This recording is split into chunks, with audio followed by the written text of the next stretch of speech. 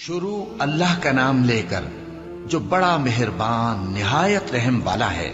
الف لام میم۔ اس میں کچھ شک نہیں کہ اس کتاب کا نازل کیا جانا تمام جہانوں کے پروردگار کی طرف سے ہے۔ کیا یہ لوگ یہ کہتے ہیں کہ پیغمبر نے اس کو از خود بنا لیا ہے؟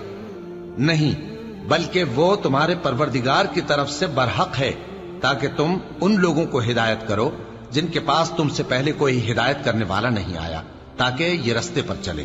اللہ ہی تو ہے جس نے آسمانوں اور زمین کو اور جو چیزیں ان دونوں میں ہیں سب کو 6 دن میں پیدا کیا، پھر عرش پر جلوہ افروز ہوا۔ اس کے سوا تمہارا نہ کوئی دوست ہے اور نہ سفارش کرنے والا۔ کیا تم نصیحت حاصل نہیں کرتے؟ وہی آسمان سے زمین تک کے ہر کام کا انتظام کرتا ہے، پھر ہر کام ایک روز جس کی مقدار تمہارے شمار کے مطابق 1000 برس ہوگی اس کی طرف رجوع کرے گا۔ اسی شان کا ہے وہ خالق جو پوشیدہ اور ظاہر کا جاننے والا ہے، غالب ہے، بڑا مہربان ہے۔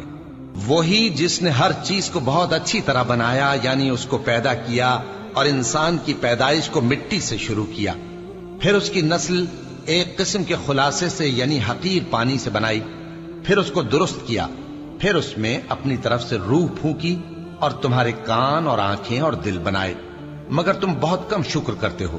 اور کہنے لگے کہ جب ہم زمین میں ملیا میٹ ہو جائیں گے تو کیا اثر نو پیدا ہوں گے؟ حقیقت یہ ہے کہ یہ لوگ اپنے پروردگار کے سامنے جانے ہی کے قائل نہیں۔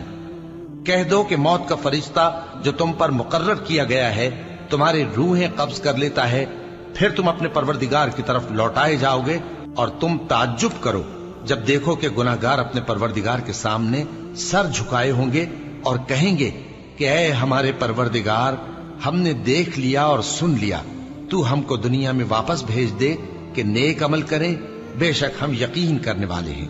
اور اگر ہم چاہتے تو ہر شخص کو ہدایت دے دیتے، لیکن میری طرف سے یہ بات قرار پا چکی ہے کہ میں دوزخ کو جنوں اور انسانوں سب سے بھر دوں گا، سو اب آگ کے مزے چکھو، اس لیے کہ تم نے اس دن کے آنے کو بھلا رکھا تھا۔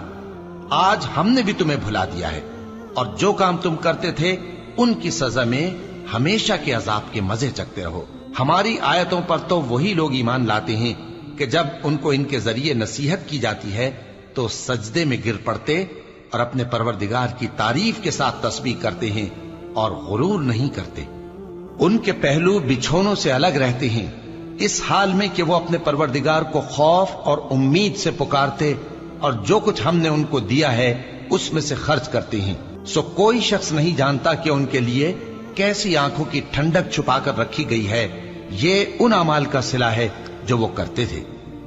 بھلا جو مومن ہو وہ اس شخص کی طرح ہو سکتا ہے جو نافرمان ہو؟ دونوں برابر نہیں ہو سکتے۔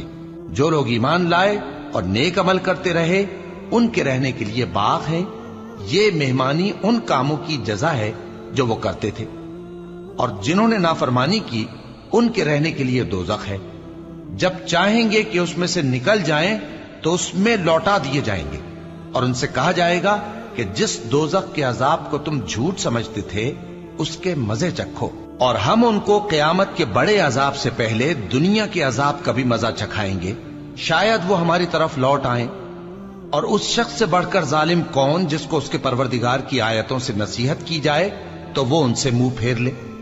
ہم گناہگاروں سے ضرور بدلہ لینے والے ہیں، اور ہم نے موسیٰ کو کتاب دی تو تم ان سے ملاقات ہونے سے متعلق شک میں نہ ہونا، اور ہم نے اس کتاب کو بنی اسرائیل کے لیے ذریعہ ہدایت بنایا تھا، اور ان میں سے ہم نے پیشوا بنائے تھے جو ہمارے حکم سے ہدایت کیا کرتے تھے، جبکہ وہ صبر بھی کرتے تھے اور وہ ہماری آیتوں پر یقین رکھتے تھے۔ بلا شبہ تمہارا پروردگار ہی ان میں جن باتوں میں وہ اختلاف کرتے تھے قیامت کے روز فیصلہ کر دے گا۔ کیا ان کو اس امر سے ہدایت نہ ہوئی کہ ہم نے ان سے پہلے بہت سی امتوں کو جن کے رہنے کے مقامات میں یہ لوگ چلتے پھرتے ہیں ہلاک کر دیا؟ بے شک اس میں نشانیاں ہیں، تو یہ سنتے کیوں نہیں؟ کیا انہوں نے نہیں دیکھا کہ ہم بنجر زمین کی طرف پانی رواں کرتے ہیں، پھر اس سے کھیتی پیدا کرتے ہیں جس میں سے ان کے چوپائے بھی کھاتے ہیں اور یہ خود بھی کھاتے ہیں؟ تو یہ دیکھتے کیوں نہیں؟ اور کہتے ہیں اگر تم سچے ہو تو یہ فیصلہ کب ہوگا؟ کہہ دو کہ فیصلے کے دن کافروں کو ان کا ایمان لانا کچھ بھی فائدہ نہ دے گا اور نہ ان کو مہلت دی جائے گی، تو ان سے منہ پھیر لو اور انتظار کرو، یہ بھی انتظار کر رہی۔